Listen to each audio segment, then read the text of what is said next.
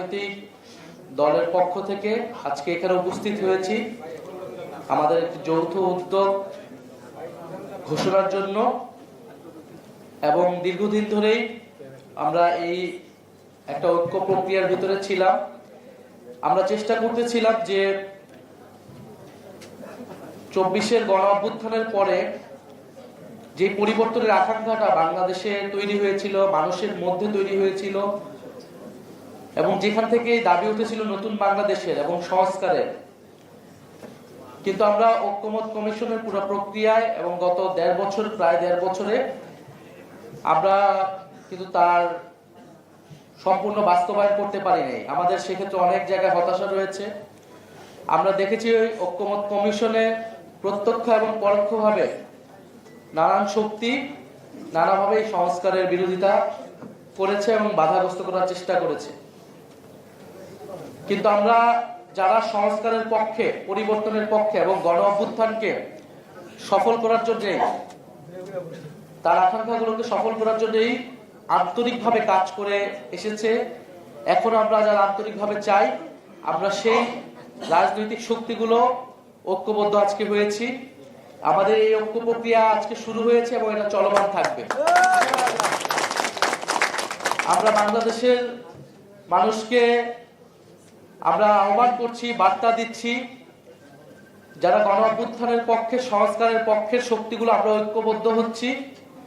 আমরা বাংলাদেশকে পুরাতন রাজনীতির পথে আর ফেরত যেতে দেব না।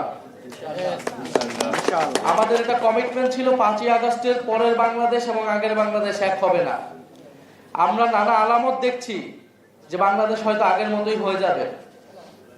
আমরা সেই ধরনের হতাশা এবং ভীতি মানুষের ভিতরে দেখতে পাচ্ছি। আমরা সেই সাহসটা জানাতেই আজকে এসেছি। আমরা আমাদের শক্তি সামর্থ্য দিয়ে বাংলাদেশের যে পরিবর্তনের যাত্রা শুরু হয়েছে সেই যাত্রার পথে থাকব। এবং যারা অন্যান্য রাজনৈতিক দল রয়েছে, যারা এই পরিবর্তনের পক্ষে কাজ করতে চায়, আমরা তাদেরকে আহ্বান জানাবো এই ঐক্য প্রক্রিয়ায় যুক্ত হতে। এই ঐক্য প্রক্রিয়া চলমান থাকবে।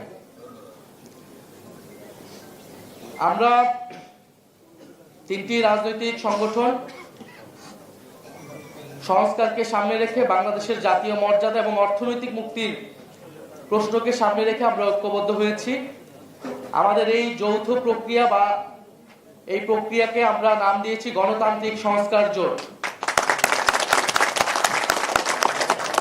আমরা গণতান্ত্রিক সংস্কার জোট বলছি এই কারণে যে বাংলাদেশে বিগত 16 বছর এই লড়াইটা কিন্তু হয়েছিল গণতন্ত্রের জন্য, গণতন্ত্র প্রতিষ্ঠার জন্য। সেই গণতন্ত্র প্রতিষ্ঠার জন্য সংস্কারের আলাপগুলো ছিল।